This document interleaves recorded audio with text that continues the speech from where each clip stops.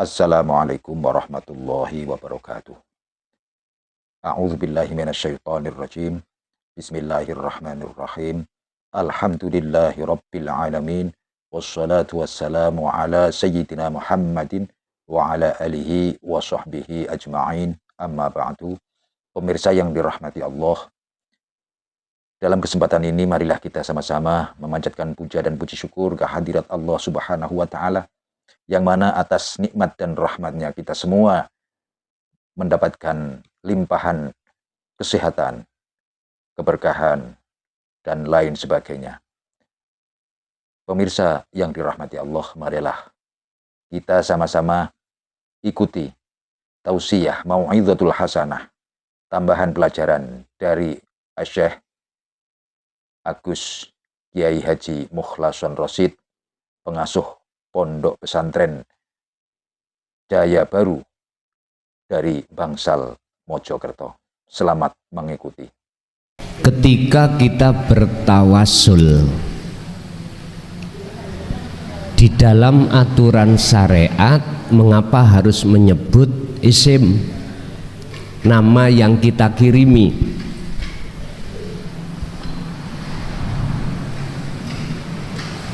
Karena itu aturan syariat, ya harus kita menyebut nama-nama itu, baik itu yang ditengarai orang tua ataupun para guru atau para kekasih Allah, siapapun, tergantung kita khususkan apa langsung kita jamak.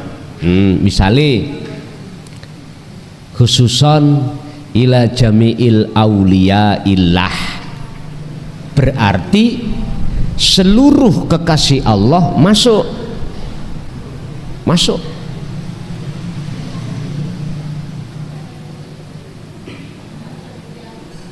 Yang menjadi pertanyaan adalah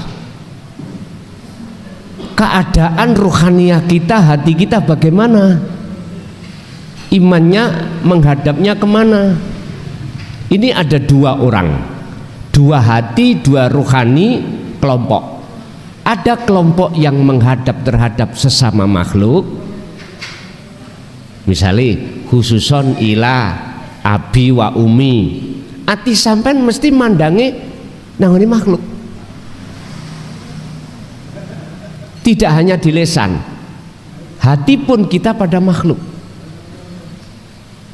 Khususon kepada siapa? Mesti. Ini lihat kelas kita ada di am, ada di khos. Kalau di am mesti seperti itu. Kalau di khos beda Pak. Walaupun secara syar'i lesan kita mengucap nama-namanya makhluk, tapi hati jenengan mesti ini wajah tuwaj hiya, menghadap pada wajah Allah, yaitu hidup yang menguasai makhluk.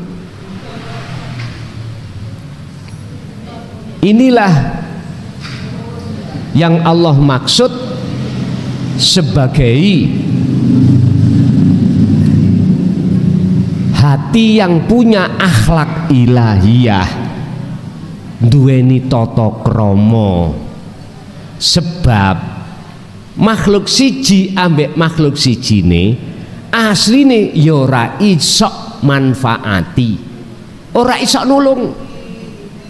Wis niki rokok, terus pundi koreane, niki korean.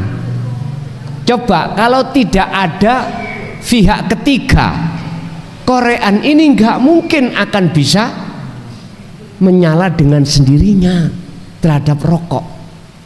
Artinya apa Pak? Innaka, sesungguhnya Muhammad, ka siro Muhammad, ikulah tahdi, ora bakal bisa bimbing, ora bakal bisa aweh petunjuk siro Muhammad man ing wong ahbabta kang nyintai siro, ahbabta kang nyintai siro Muhammad ing man. Artinya apa? Ini langsung Kanjeng Nabi. diingatkan Allah bahwasanya Muhammad itu, kaum Muhammad sesungguhnya tidak bisa memberikan petunjuk pada yang lain, tidak bisa memberikan syafaat pada yang lain. Lah terus siapa? Walakinnallaha yahdi may yasha. Akan tetapi yang bisa memberikan petunjuk, yang memberikan syafaat hanyalah Allah terhadap hamba yang dikehendaki. Gampangane ngomong, Pak, Kanjeng Nabi ku mung digawe liwat tok, sret dateng umate syafaat itu. Istilah bahasa semongko iku disyafaati Allah, akhirnya semongko iku bisa muncul rasa legi. Bukan semongko itu bisa mendatangkan dengan sendirinya semongko rasa legi, nggak bisa. Wis saged dipahami ya. Jadi tergantung jenengan ini nderek kelas sing pundi. Nek kelas am njaba jero makhluk wis. Lah nek sampean wonten khos njabane iku menungso, nyawang menungso, ati sampean iku jelas imane hanya pada Allah. Berarti sing nulung, sing ngirim, ambek sing dikirim iki nek wis akad lho ya, pelakunya tunggal. Disitulah nanti akan tahu wujud dohiri Allah. Tapi kata omong no, isok geger wong trowulan. Nggih, wong masalah khairihi wa syarrihi sik geger kok. Apa maneh saya mengatakan wujud dohiri Allah.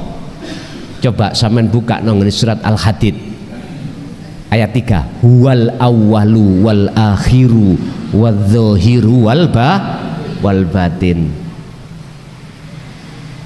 Anda akan bisa tahu wujud nyatane Allah dohir kalau sudah tahu wujud nyatane Allah batin.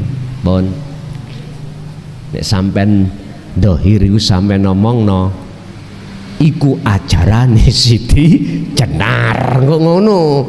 Jebule wonten mriku jenengan kaya ngerti ae. Ajaran Siti Jenar kaya apa sih ajaran Siti Jenar? Kita itu isone kan apa? Isoke kita ngaku-ngaku. Ada situ lah Pak. Jadi adab tata krama kita bertawasul, syariat tetap jalan, tapi hakikatnya dimpakno ning syariat. Wabtaghi fima atakallah darul akhirah dulu. Totonen se atimu sebelum tawasul, ringkes-ringkeso lepasen rasa keakuamu yang bertawasul. Makhluke sampean fana no. Setelah itu wala tansa nasibaka minat dunia.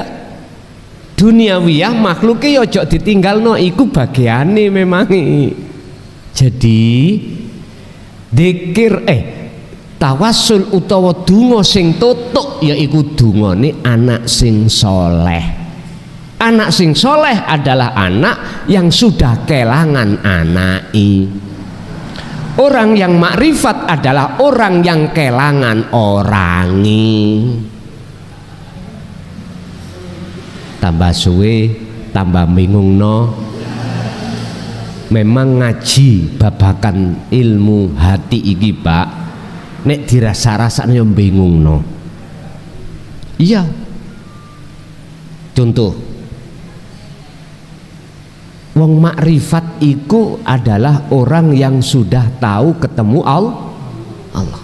Wis. Tapi satu sisi orang yang ketemu Allah itu orang yang kefanaan, keakuane makhluk. Lewis niki nek angsal hidayah tidak dapat hidayah Allah menuju siratal mustaqim, mboten paham Mbak.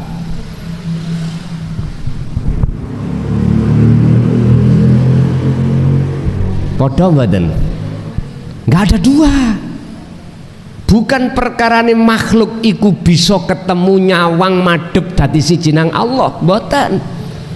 Apa mungkin makhluk statusik tidak wujud alias Adam itu bisa melihat sesuatu yang wujud, yaitu Allah? Nggak mungkin. Yang bisa melihat, yang ketemu, yang wujud itu yang wujud sendiri. Inilah maksud daripada ahad itu di situ. Cuman prosesnya lah yang harus kita bingungkan dulu. Wes uang siapapun kita mau bepergian menuju satu tujuan belum pernah ke sana mesti bingung. Wajib bingung dulu, itu wajib. Tapi ketika jenengan purun memberantas bingung sampai dengan bentuk berangkat ae, aku yakin kok iso tutup panggonan. Nek sudah sampai tujuan nggak bingung maneh nanti kedua kalinya. Nek sampean gak gelem berangkat maksa no omah monggo kesasar, kapan tekone? Memang betul Pak, tidak ada ceritanya manusia itu bisa ketemu Allah. Nggak ada ceritanya, nggak bisa di dunia maupun di akhirat. Ketika eseh bahas makhluk, nggak bisa ketemu Kholik, nggak bisa. Wong makhluk niku sifatiku Adam kok tidak ada. Lah Allah sifatnya wujud. Apa mungkin sifat sesuatu yang tidak wujud bisa ketemu yang wujud? Nggak mungkin. Makanya kita diajarkan lewat dinut tauhid iku supaya kita paham. Jangan langsung itu salah, iku sesat. Ya wis, nek koyok ngunu, aku lho umpama gak dikongkon ngaji tambah seneng. Temen Pak tambah seneng kula niki. Nek gak percaya panitiane sesuk, Gus sesuk wulan ngarep prei. Langsung niki tak tukono mixer niki, cek gak mixer elek. Lho nggih. Langsung tukono mixer api. Bentuk syukur saya. Niki mixer wis gak jamane. Tapi yo sik saged muni. Lah sing penting saged muni. Ayo panitia kawan ngomong. Kawan WA aku ya. Gosok wulan ngarep, mulai wulan ngarep prei, langsung tak tukono mixer kuwi. Lho estu Pak, kula niki namung ngenteni pensiun kula tok. Estu. Kula niki kontrak politik niku tidak boleh enak. Siapa dilokno orang lain. Huwaladzi arsala rasulahu bil huda wa dinil haq liyudhirahu 'alad dini kulli walau karihal musyrikun. Lho ini jelas. Ayatnya ditutup walaupun Rasulullah dicaci, dimaki, intinya gak enak tok. Tetap Rasulullah sampaikan karena itu sudah kontrak politiknya terhadap Allah.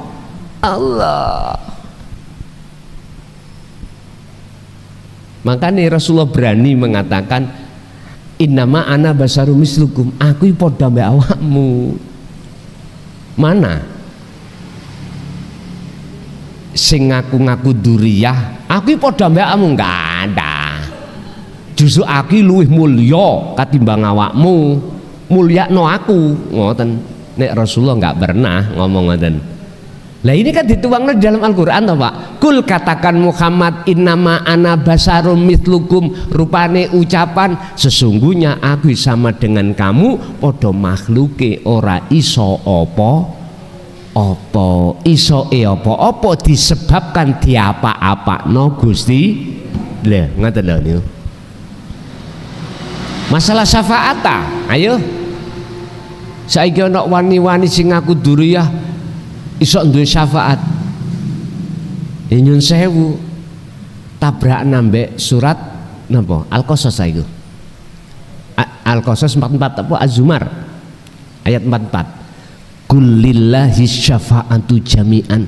Kul katakan Muhammad lillahi iku tetep kedue Allah apa asy-syafaatu utawi syafaat jami'an kelawan sekabehane.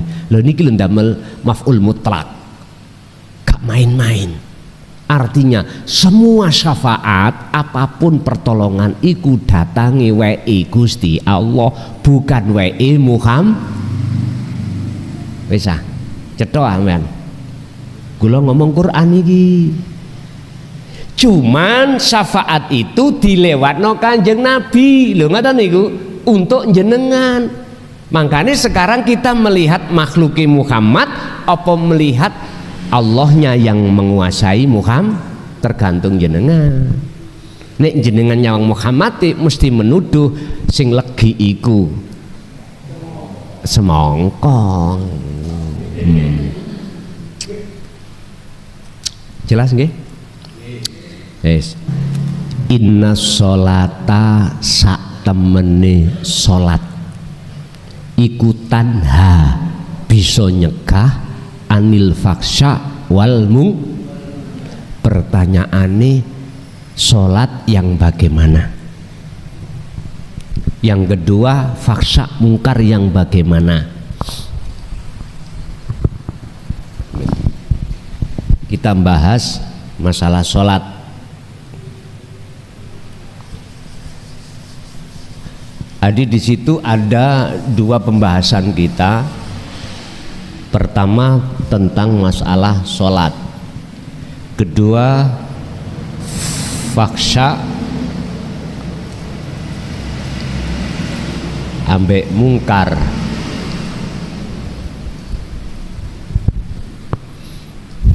Tergantung kita mandangi dari sisi mana. Kalau sisi kacamata syariat, sholat ya sing dilakoni jasad iki, diawali takbir dipungkasi salam, anggota jasmaniyah ini. Faksa perkara keji mana? Ya jasmani ngelakoni perkara maksiat keji. Mungkar ingkar kita dari kebenaran jasmani. Tapi kalau jenengan menarik tiga item ini dari sisi hakikat, beda. Sholat miturut hakikat bagaimana, faksa perilaku faksa wal mungkar bagaimana. Padahal sesungguhnya sholat itu bisa mencegah perkara keji dan mungkar. Pertanyaannya, sholat yang bagaimanakah yang bisa menyegah dua perilaku ini? Kalau kita berbicara sholat syariat, ya takbir dipungkasi salam kuwi, tidak menyentuh urusan ruhaniyah. Akhirnya jasmani kita tidak mudah ngelakoni keji, perkara keji dan perkara mungkar indan nas, di mata manusia, karena jasmani wis. Tapi kalau kita geser sedikit dari kacamata hakikat, berarti ruhaniyah. Piye sholati ruhaniyah iki? Nyun sewu mungkin bisa dipaham dalam Al-Baqarah juga ayat 238. Mengapa di situ Allah kok menambahi di samping sholat maktubah iku ada sholat lagi wassolatil wusta. Hafidu do ngreksa sira kabeh as-sholawati ing pira-pira sholat. As-sholawati ki jamak berarti ai al-maktubah, sholat yang wajibkan, berarti secara jasmani 5 waktu duhur, asar, maghrib, isya, subuh. Tapi ayatnya nggak berhenti, nggak ada tanda nyun sewu wakaf, nggak ada. Justru ada wawu sebagai wawu ataf penyambung, betul asal berhenti. Wassolatil wusta, sholat yang tengah. Niki ulama khilaf Ada yang mengatakan sholat asar, sholat maghrib. Loh, sholat asar maghrib kan sudah kesebut di maktubah tadi. Sedikit aja nek jenengan purun melihat isi di dalam Al-Qur'anul Qadim surat Al-Baqarah ayat 238 apa? Was-sholatil wusta. Inilah Pak yang dimaksud wa arwahuha wujudu siril ikhlas fiha. Sholat jasmani yang dikasih roh, akmaliyah yang dikasih roh. Berarti sholat 5 waktu iku nek gak dikei roh, iku laksana seperti al-akmalu suwarun qaimatun, seperti patung yang tidak ada ruhnya.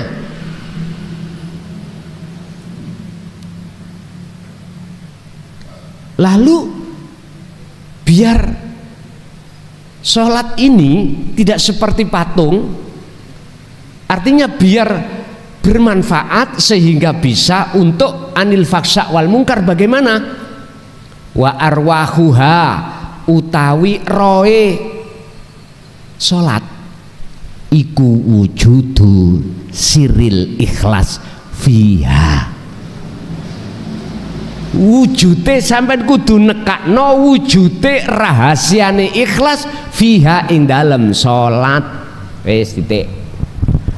Apa wujute rahasiane ikhlas? Hati jenengan gak merasa yen jenengan sing iso nglakoni. Hati sampean tidak boleh merasa diri Anda yang melakukan. Itulah ikhlas. Seperti tukang parkir dititipi, gak merasa memiliki, suatu saat itu diambil dia mesti legowo. Legowo Pak. Makanya ayat ini juga gandeng ambek ayat inna sholati wa nusuki wa mahyaya wa mamati lillahi rabbil. Sholat ibadahmu iku wae Gusti Allah. Berhubung nafsu angkruk-angkruk ning telenge ati sampean kali kula, nyesek nang sampean dikongkon ngaku kita dipaksa oleh nafsu ngaku-ngaku kalau kita yang melakukan karena sholat itu milikku. Ngoten lho Pak yo. Makanya wassolatil wusta itu adalah sholatnya ruh. Apa sholatnya ruh? Ikhlas. Ikhlas berarti apa? Gak merasa kita yang melakukan. Justru hati kita merasa ini semua milik Allah. Sholat ini milik Allah.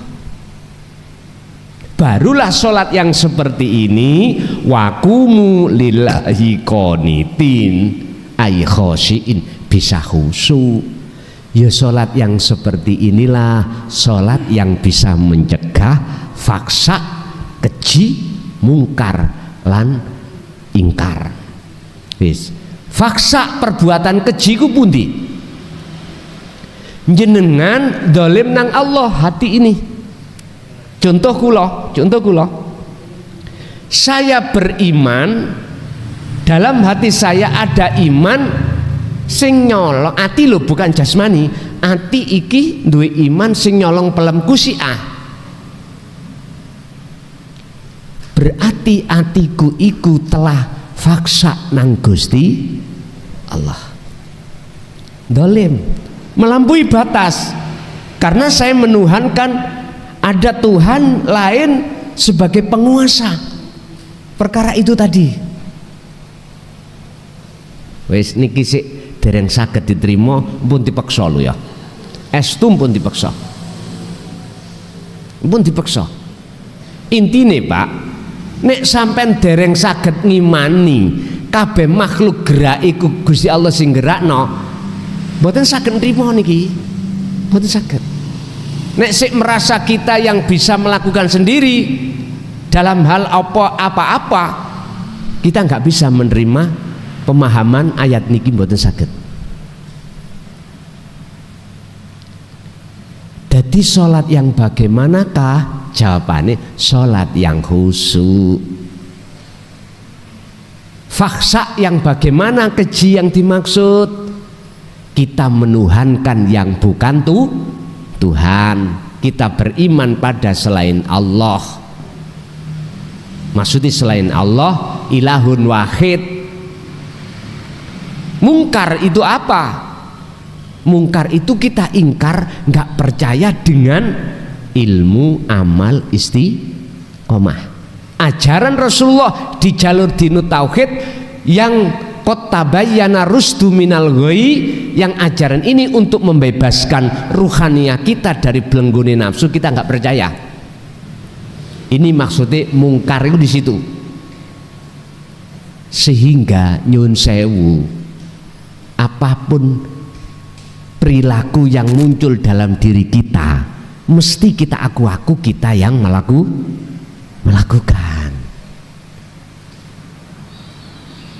Satu sisi kita lalai, ada sang penggerak. Nggak bisa kita akan merasa bahwasanya Allah yang menggerakkan, nggak mungkin. Bon, itu yang pertama. Yang kedua, jikalau sik berbuat faksa wal mungkar lala apa salat lah ngono ta, engko dhisik ini maksudnya kacamata yang mana? Maksudnya nggak sholat. Ono wong sholat tapi sejatine durung sholat. Ono wong sholat tapi sejatine wis sholat. Iki piye to? Ono wong gak sholat ning sejatine wis sholat. Bingung maneh tambah niki. Ngeten Pak, pun tak uraine ya. Ono wong sholat ning sejatine durung sholat. As-sholatu ay ad-du'a. Ad-du'a sampean artikan memohon apa menghadap. Sholat itu sampai artikan menghadap apa minta, berdoa, terserah Anda. Kalau sholat itu sampai artikan ay ad-du'a, ad-du'a sampai artikan memohon, tak jamin sampai alis sampai telas gak iso ketemu Allah. Wong nyuwun nih. Sedangkan kita tidak pernah ketemu yang memiliki. Itu namanya kalau di dalam bahasa balaghah dulu ya, namanya tamanni. Ngerti tamanni? Mengharap sesuatu yang tidak akan mungkin terjadi. Bon. Itulah yang kusebut ada seseorang sholat tapi sejatinya belum sholat. Tapi sholat ini kok sampai artikan menghadap kepada Allah. Beda. Tidak meminta loh ya, menghadap. Berarti nek tujuannya menghadap adalah bertemu. Makanya Syekh Ibnu Athaillah itu mengatakan sholat itu jadikan kesempatanmu untuk munajat nang Allah. Munajat itu apa? Kamu ninggalno keakuanmu menuju keakuan Allah, itu munajat.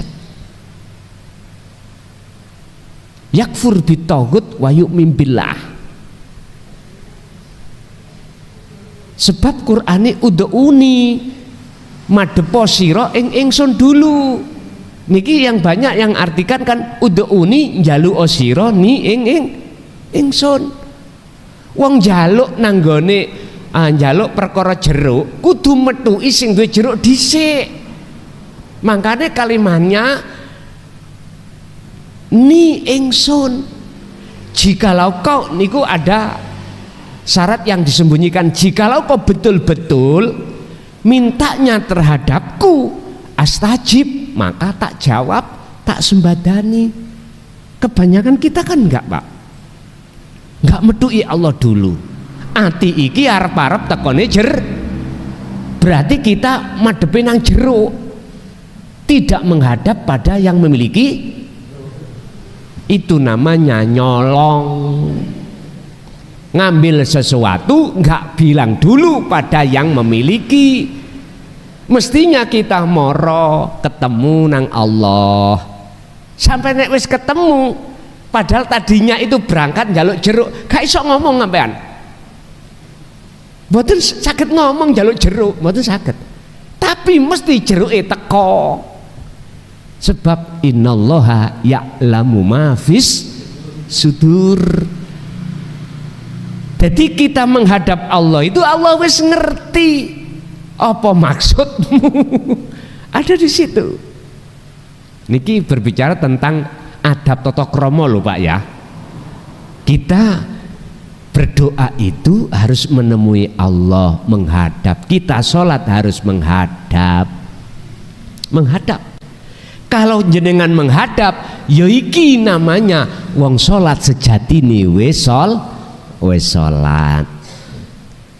Untuk yang ketiga, wong iku durung sholat ning sejatine wis sholat. Ini diartikan bertemu.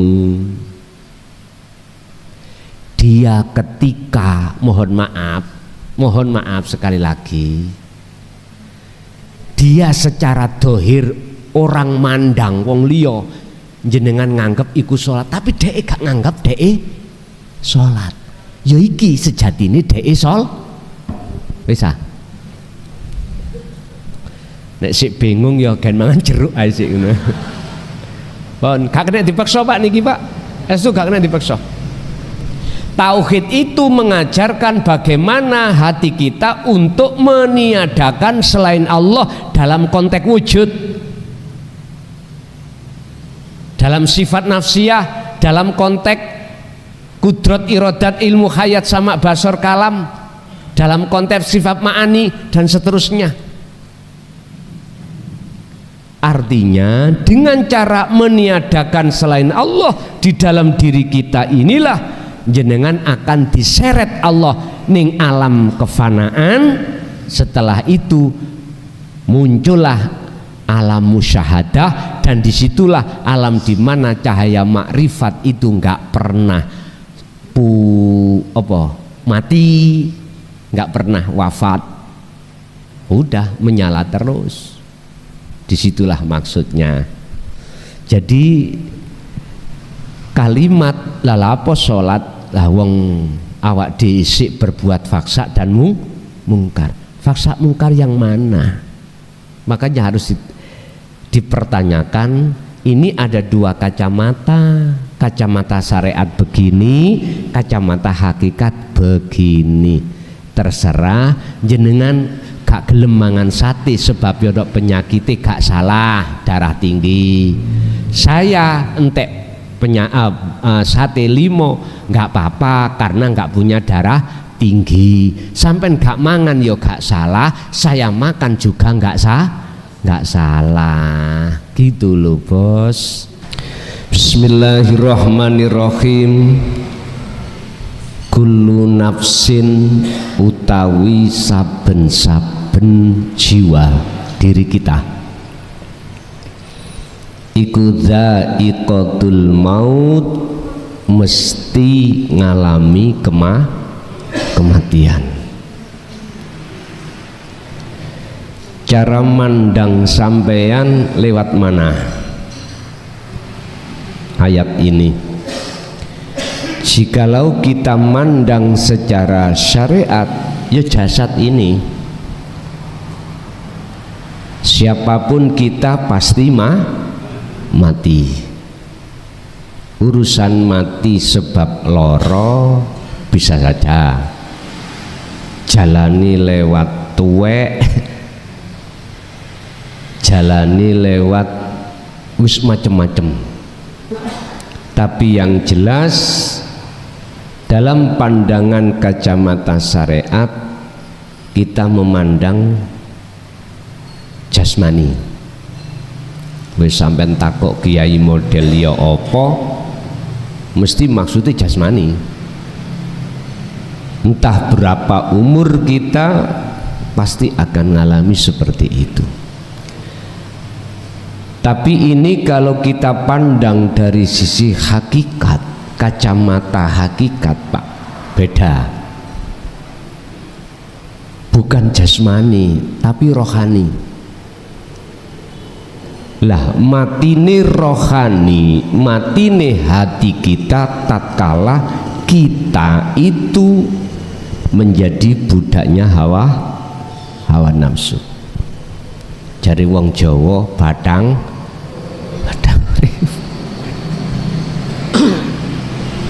ternyata hati kita terkubur oleh perkara sakliyane Allah itulah, sehingga menghalangi antara rohaniah dengan Allah, sehingga sampai kapanpun kita hati yang terhijabi seperti ini, jangan dibilang dia bisa eling nang Allah, mboten saged. Jangan dibilang dia itu akan bisa likok bertemu Allah, mboten saged. Mboten saged karena ada penghalang. Mohon maaf, kalau ada Pak seseorang kumpulan itu ilmu tasawuf ini disesatkan, iya. Ilmu tauhid ini nggak mau. Ada yang mengatakan itu sesat, itu hak mereka. Sehingga yang dimaksud kematian itu jasmani. Rohani kita, mohon maaf, ketika sholat kok terhalang sesuatu kepada Allah, berarti rohaniah kita itu akan melihat yang tampak itu sesuatu itu, dan inilah yang disebut hati yang mati. Fi qulubihim maradun fazadahumullahu maradah walahum adzabun adzim. Niki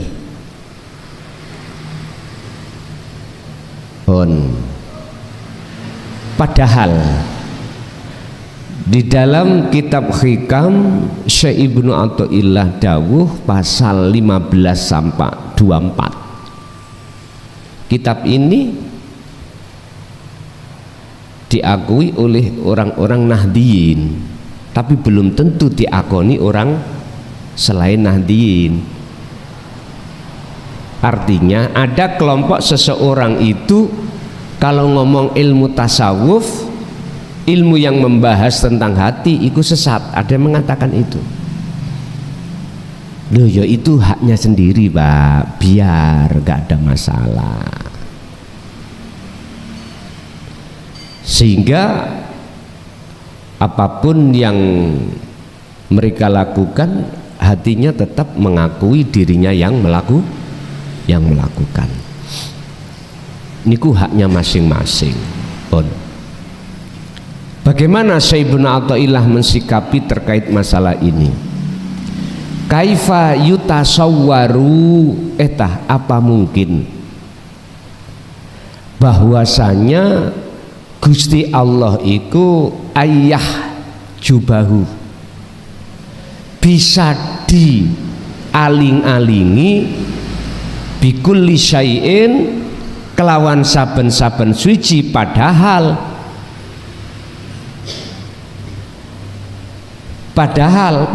wahuwa khali utawi Allah iku alladzat ala kulli syai'in, ngelimputi atas segala sesuatu. Apa mungkin Allah itu bisa ditutupi oleh sesuatu, padahal di mata Allah sesuatu itu tidak ada? Ngeten nih. Cara istilah, bagaimana mungkin kula niki tidak bisa dihijabi sesuatu antara kula dengan jenengan, padahal di depan kula tidak ada sesuatu yang menghijabi. Jadi langsung nek menungsone se iya sing dihijabi. Lah Allah menghijabi manungsone terhadap dirinya itu memakai sesuatu yang sesuatu itu ada kaitannya dengan makhluk. Contoh niki garwa kita masak enak, kita tahu sing masak garwa, kita makan terasa enak, mesti pujaan sampean terhadap siapa? Garwa, istri jenengan. Gak mungkin kita akan bisa tembus menyadari yang menggerakkan garwa istri kita adalah Allah. Gak mungkin. Sehingga wujudnya istri kita itu sebagai penghalang antara hati saya dengan Allah. Paham ya? Bon. Jadi tergantung jenengan mensikapi ayat ini dari sisi mana? Dari sisi syariat apa hakikat? Nek syariat ya makhluk, hakikat berarti ruhnya. Berarti ruh kita itu Pak, sebelum nanti ngalami kebangkitan, artinya kebangkitan adalah keluar dari perbudakan hawa nafsu, keluar dari zona kotor menuju zona fitrah. Asal muasal kita ya fitrah. Sebelum akil balik, ruhaniyah kita posisi keadaan fitrah. Dikatakan fitrah ruhaniyah belum tercampur dengan kesenangan duniawiyah. Pun titik. Artinya jiwanya seorang anak kecil belum balik itu masih murni, masih bersih, syuhud hanya pada Allah. Kita pernah mengalami seperti itu. Tapi ketika saat akil balik mulai Pak, hati kita bersukaria pada selain Allah. Lah, awal disinilah kita masuk zona kotor ruhaniyah kita. Kotor. Saya tidak bilang jasmani, tapi ruhani. Dikatakan kotor, ruhaniyah kita ada iman selain Allah, ada wujud selain Allah, ada cinta selain Allah. Sampai kapan? Terserah, tergantung jenengan. Apakah jenengan kali kula mengikuti apa yang telah diteladankan Kanjeng Nabi apa enggak? Kanjeng Nabi kan memberikan teladan dalam surat Al-Ahzab 21. Laqad kana lakum fi Rasulillahi uswatun. Contoh yang baik berupa apa? Liman kana yarjullah, berupa hati seseorang ada keinginan untuk berjumpa pada Allah, untuk bercinta pada Allah, untuk beriman hanya pada Allah. Orang yang hatinya ingin berjumpa pada Allah niku golongan minoritas Pak, minoritas. Wong kita dulu dalam posisi hati di zona kotor. Apa tujuan kita sholat? Nggak mungkin ada ingin ketemu Allah. Anda ingin ketemu, hati kita ingin ketemu pahala. Inginan kita, hati kita ingin ketemu surga, jauh dari neraka. Aku bertanya, surga, neraka, pahala itu makhluk apa kholik? Jelas makhluk. Dikatakan makhluk karena yang menciptakan adalah Allah. Nah, memang kelas kita keadaan kotor itu seperti itu. ruhaniyah kita. Kotor di mata Allah ruhaniyah. Aku yakin kalau jenengan kali kula nek ruhaniyah dalam posisi seperti ini, mesti kita akan mengatakan kalau baik datangnya dari Allah, kalau jelek datangnya dari nafsumu sendiri. Itu Allah tuangkan di dalam surah surah An-Nisa ayat 79. Ma asobaka min hasanatin faminallah. Apa yang ngenei pada diri jenengan iku kebaikan, itu datangnya dari Allah. Tapi wa ma asobaka min sayyiatin famin nafsik. Tapi jikalau perkara yang ngenei kita, ngenei apa? Menerpa kita itu perkara jelek, itu datangnya dari nafsumu sendiri. Lah, niki mengke bagaimana tergantung Anda memandang dari sisi mana? Sisi syariat apa hakikat? Apakah dari sisi jasmani apa rohani? Itu tergantung Anda masing-masing. Bon, kita terusaken Al-Anbiya tadi. Wa nablu lan nguji sapa ingsun Allah kum ing sira kabeh bisari kelawan perkara elek. Iki bisari kelawan perkara elek. Wa nabluwakum, dan ku uji kau, aku akan mendatangkan perkara jelek terhadapmu. Jelek itu ada dua, Pak. Maksiat, bala. Niki. Intinya perkara sing gak enak. Bala dan maksiat. Tapi ayat ini wa nablukum, lan nekaake sapa ingsun kum ing sira kabeh bisyarri kelawan perkara elek wal khairi lan perkara bagus. Perkara bagus juga ada dua, taat dan nikmat. Niki semata-mata iku fitnatan kelawan dadi ujian. Wes, Anda mensikapi ayat ini dari kacamata mana? Syariat atau hakikat, terserah Anda.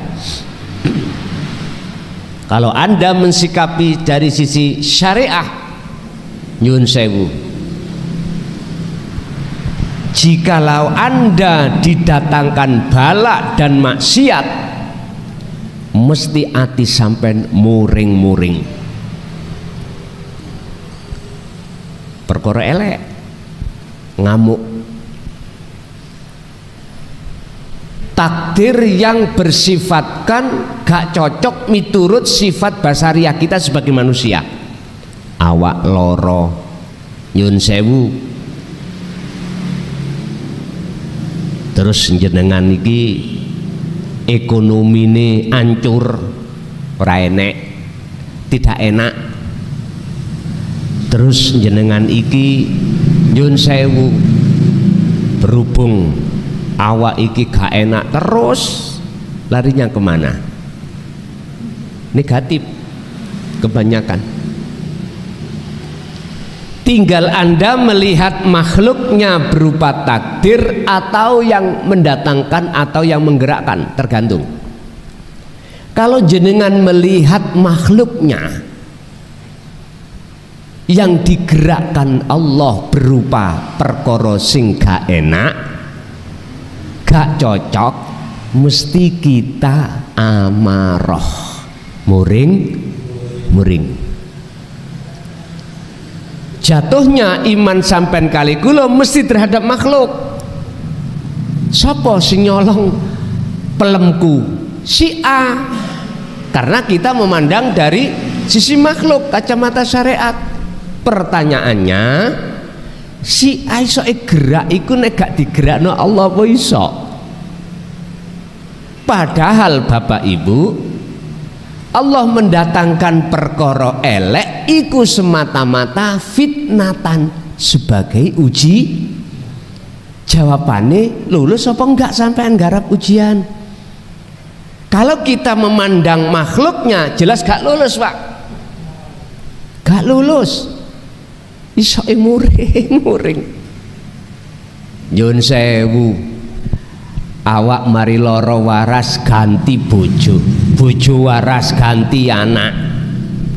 Wis. Mumatai. Bisyari elek, kita ditakdirkan atau dihadapkan Allah posisi ngelakoni perkara elek. Mbuh elek iku apa gak ngerti. Sampeyan dhewe sing ngerti. Lah pertanyaane, hati sampeyan niku memandang takdir yang dihadapkan Allah apa memandang Allah? Terserah Anda. Jikalau jenengan iki betul-betul memandang Allah, harus ditanyakan, harus tahu caranya, aksesnya. Jenengan numpak pesawat Mojokerto Jakarta nek gak duwe akses berupa tiket mboten saged. Kalau nggak percaya sampai ke bandara Surabaya nggo tisu diguyu kali petugas, persis bentuknya kayak tiket, ombok-ombone tetep sampai ditokno. Tapi kalau sampean betul aksesnya diteliti, oh ya betul, boarding pass oke, check in oke, masuk pesawat oke, itu wajah masih diperiksa biar aman betul pesawat itu, nggak senjata tajam nggak boleh. Korean lho Pak, betul Korean, betul asal, masalahnya kalau nate kerampas, nggih betul asal, Korean padahal. Artinya biar aman betul perjalanan Anda. Anda untuk menuju wusul nang Allah lewat wasilah thoriqah suluk harus aman dari pantauan hawa nafsu. Maksudnya ada di situ. Bapak Ibu, wal khairi perkara bagus. Nek iki sih maklum, ati sampean seneng gitu.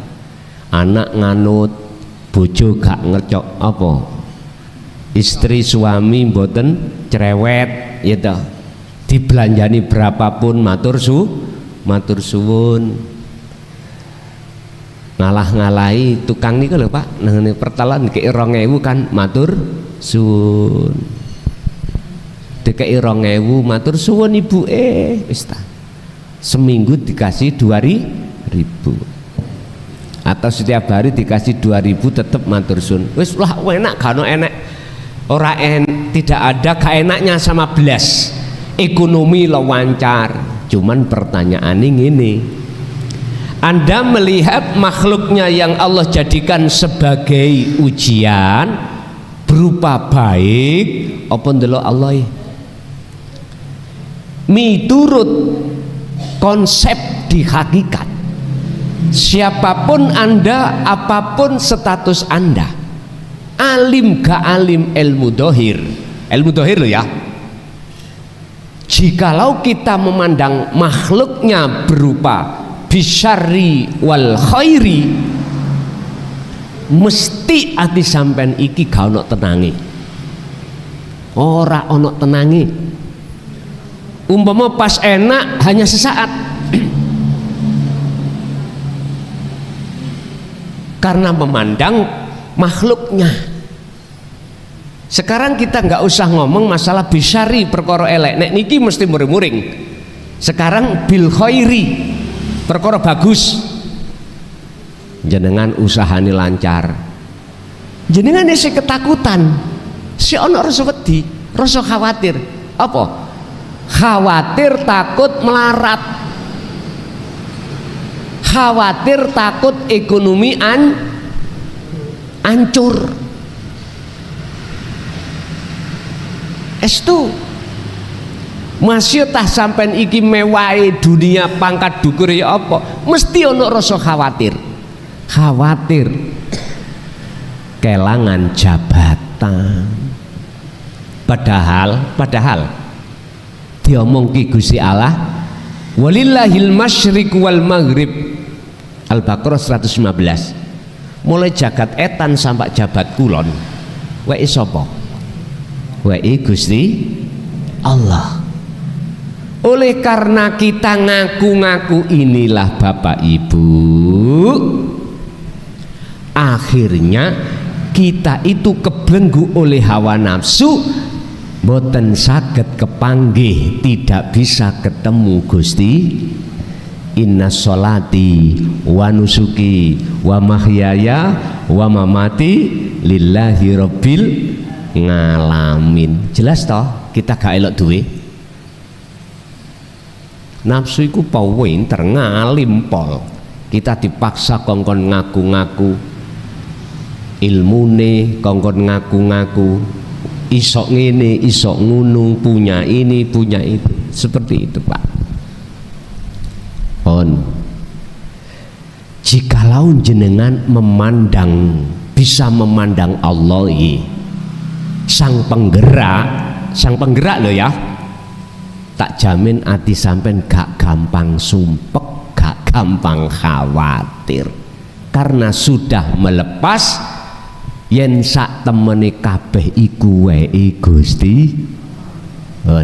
Niki gak tidak angger hati loh ya, tidak sembarang hati yang bisa mau untuk ngetrapne iling nang Gusti Allah teng mriku wau.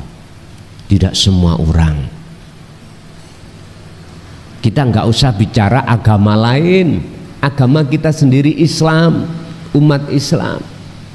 Masih banyak di antara hati kita yang tertutupi oleh sesuatu sehingga tidak bisa bertemu Allah. Padahal Kanjeng Nabi sudah mengatakan keiteladan limang kana maring wong kana kang ana sapa man iku yarju duweni ati ingin ketemu Allah ing Gusti Allah. Orang itu Pak, hati isine dua. Ada yang hatinya ingin selalu bertemu kesenangan dunia mewah, ada seseorang hatinya selalu ingin bertemu Allah. Tergantung kita ada di golongan mana. Tak jamin kita itu jikalau tidak ada keinginan untuk bertemu Allah, maka kita tidak akan pernah bisa menganggap bahwasanya semua itu datangnya dari Allah. Nggak bisa. Wis wa ilaina lan maring ingsun Allah iku turjauna den balekake sira kabeh. Artine Pak nyun sewu, bah yang sami'na wa atokna atau sami'na wa asoina kabeh iku sing agawe mung Gusti Allah. Wa ilaina turjaun ini hanya diduduki oleh orang-orang yang hatinya sudah merasa dirinya laksana seperti wayang kulit. Wayang kulit ini Pak, wis cocok la haula wala quwata. Qur'ane ya ngono. Allahu khalaqakum wa ma ta'malun. Ternyata kalau teliti Pak, sing ngomong itu dalang, bukan golongan ngamarto, bukan golongan ngastino. Tapi ketika kita itu terbuai dengan lakone, beda Pak, kita nggak akan pernah melihat dalange, mesti lihat wayange. Ngoten. Wayang kulit itu ya nggak bisa krungu, nggak punya sifat bisa ngomong, melihat, bergerak, mboten saged. Niki sing sadar loh ya, sing sadar. Tapi sing gak sadar beda, mboten saged.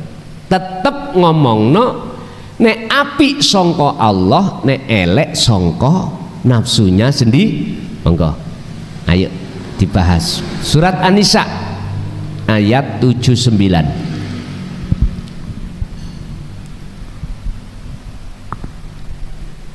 Ma utawi apa iku asobaka ngenani apa maka ing sira rupane ma min hasanatin saking perkara bagus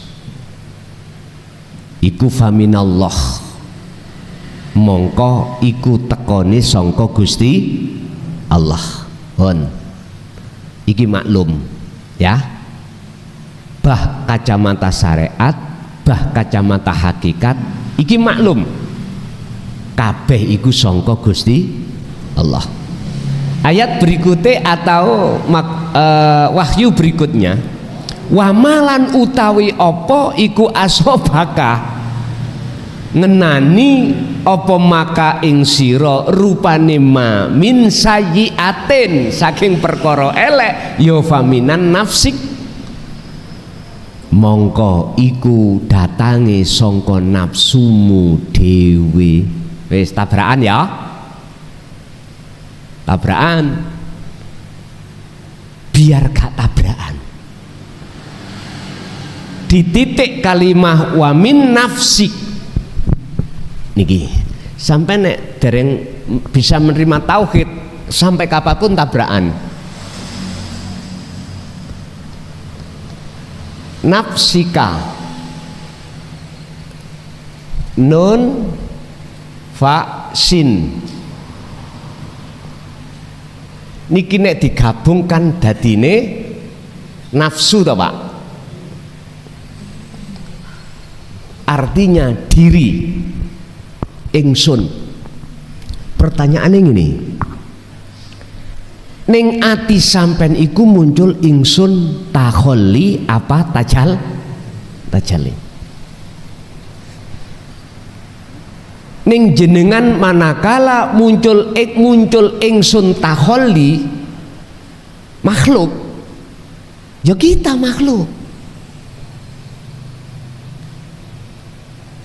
Terus perkara bagus sampai ndelok Allah tadi kan yang bagus faminallah, melihat Allah itu Allah yang mana? Padahal selama masih ada di isim lo ya nama iku makhluk sian walaupun Allah.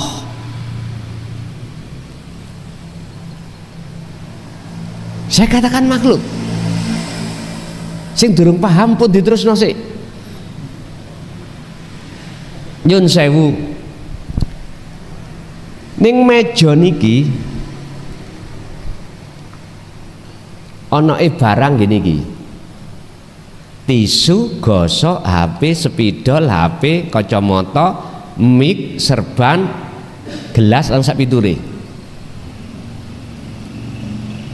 Apa mungkin saya menyebut rokok? Gak mungkin, karena wujudnya rokok ndukur di atas apa ini bangku nggak ada rokok. Mesti saya harus mengatakan nama tisu, wujud sesuatu yang itulah yang namanya yang kusebut. Saya nggak mungkin akan menyebut rokok karena di meja nggak ada rokok. Mestinya gitu Pak. Paling aku nyebut tisu karena iki wujudnya tahu. Jadi sebelum saya menyebut ini harus wujud dulu. Kita enggak umat Islam khususnya umumnya umat manusia menyebut nama Tuhannya tapi kebanyakan tidak tahu wujud Tuhan. Lagi boleh saya katakan niki salah kaprah. Kita kan tiap hari kan menyebut Pak asma Allah, tapi kita tidak tahu sebab apa ini. Ini yang umat Islam nggak mau mencari. Akhirnya kita akan mengatakan kalau jelek datangnya dari makhluk, kalau baik datangnya dari Allah, padahal kita masih di makhluk. Namanya tapi nggak terasa, artinya hanya di lisan, tapi nggak terasa kita. Tambah melebu tambah bingung, no rapopo bingung, no. Saya akan menyebut rokok kalau sudah wujud rokok di atas bangku.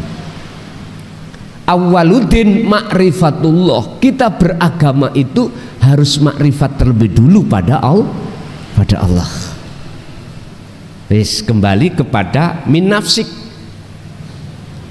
Kalau hati sampean duduk di tajalli ingsun Allah, maksudnya bukan ingsun makhluk, ingsun kholik. Beda Pak. Akhirnya mengatakan baik faminallah, perkara baik iku bahasane Allah lesan, terus min sayyiatin faminan nafsik, tapi ati sampean iku ilahukum ilahu wahid niku lho. Secara syariah ngomongi iku dohir sampean kali kula Allah dan nafsu, tapi hakikat sampean ruhaniyah sampean nggak boleh beriman cabang, nggak boleh sampean iki mang bertuhan dua, boten angsal. Dalam hati kita nggak boleh ada penguasa ganda. Kata Rasul, sinten si Allah itu? Dijawab di dalam surah Al-Kahfi ayat 10, ilahukum ilahu wahid. Dialah Tuhan yang Maha Esa. Untuk bisanya kita sampai ke Esa, wajib yastami'unal qaula fayattabi'una ahsanahu. Az-Zumar ayat 18. Wajib kita nderekake kajiane atau ajaran Rasulullah di jalur dinut tauhid. Setelah kita dengar, muncul iman dalam hati, faham, lalu fayattabi'una ahsanahu. Kita harus mengikuti, mengamalkan. Itulah yang kusebut kholwat atau zikir sirul asrar. Baru di situ jenengan bisa duduk di zona tajalli, menetapkan bahwasanya semua yang berperan sumbernya dari ilahun wahid, yaiku Allah subhanahu. Nggak tabrakan Pak akhirnya antara dawuh Allah hasanah ambek sayyi'ah mboten tabrakan, sehingga yo gak tabrakan surat An-Nisa 79 dengan surat Al-Anbiya 35. Nek 35 itu menguatkan elek api iku sangka Gusti Allah. Ayatnya ngoten, wa nabluwakum, aku nekakno. Jadi Gusti Allah mendatangkan ini, Gusti Allah aku nguji nang awakmu iku bisyari kelawan perkara elek, wal khairi lan perkara bagus, fitnatan kelawan dadi ujian. Wis kita mandang perkara sing digawe nguji apa kita mandang sing nguji, tergantung jenengan. Kita memakai kacamata syariat, pasti kita akan mandang makhluknya. Akibatnya hati sampean kali kula niki nyunsep dikei melarat yo susah, dikasih sugih yo susah, susah sugih susah nek dadi melarat, khawatir. Nggih nyun sewu, umpama kula dadi presiden kok ya wis wayahe geser, Lesan kula sing iso nrimo ya wis wayahe, tapi ati asine nggak bisa. Sik seneng terus kepingin dadi. Lho iya Pak, ati gak enak dibujuk lho ya. Nek lesan bisa kita itu berkamuflase. Ngomongi wis wayahe. Dua periode. Andai kata ada undang-undang yang memperbolehkan 3 periode, berhubung suasananya ketoke masyarakatku sik ndukung aku, jalan Pak, mereka enak. Asine atine iku emoh kelangan jabatan, emoh kelangan kemewahan dunia, alias wedi lan khawatir kelangan kemewahan itu. Padahal iki sugih mewah, apalagi kados jenengan kali kula sing gak ndi apa-apa ya bendina merana. Wis intine ayat ini Pak, supaya jenengan boten apa, boten gampang susah bagaimana kita mensikapi elek atau api. Ala bidzikrillahi tatmainnul qulub. Yang menjadikan hati jenengan tentram, damai, tidak mudah gelisah, gak mudah takut miturut ayat itu ilingo nang Gusti Allah. Maksude eling sadaro pertama bahwasanya kita seperti wayang kulit. 2, merasakan, meyakini sing ngobahno sampean kabeh makhluk ya urip itulah Allah Subhanahu wa taala. Pun sampean asah terus niki, tidak mengenal waktu dan tempat, nanti sampean akan dibimbing Allah sendiri untuk sampai pada wujud Allah batin, wujud Allah dohir. Aku gak ngomong wujud Allah dohir sekarang, sampai tambah mencetat ini kok. Nek wujud Allah batin, laisa kamislihi syai'un, yaitu hidup dat yang maha suci yang dekat pada diri jenengan. Hidup itu yang menggerakkan jenengan. Wis wujudnya Allah dohir suk kapan-kapan naik. Betul. Pun ngoten mawon kesimpulannya, untuk mensikapi perkara apik lan elek ing mungguh pandangan syariat, biar hati sampean gak gampang gelisah, ilingo yen kabeh sing gerakne mung Gusti, dalile la haula wala quwata illa bil pun. Nggih. Bapak Ibu hadirin jamaah rahimakumullah, itulah apa yang sudah Allah berikan. Sekali lagi sebelum kami akhiri, tak tunggu WA-nya ya tadi, kalau bulan depan mulai libur ya, biar dapat mixer gitu loh ya. Mudah-mudahan menjadi ilmu yang bermanfaat bagi kita dan keluarga kita ila yaumiddin. Lahumul Fatihah.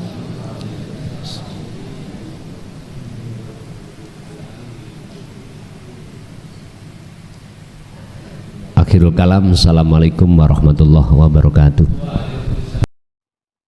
Pemirsa yang dirahmati Allah, begitu tadi uraian dari Gus Mukhlason Rosyid. Semoga apa yang disampaikan bisa menjadikan tambahan ilmu bagi kita semua, yang akhirnya apa yang kita lakukan, utamanya dalam masalah ibadah, menjadi sempurna. Demikian dari kami, kurang lebih mohon maaf. Assalamualaikum warahmatullahi wabarakatuh.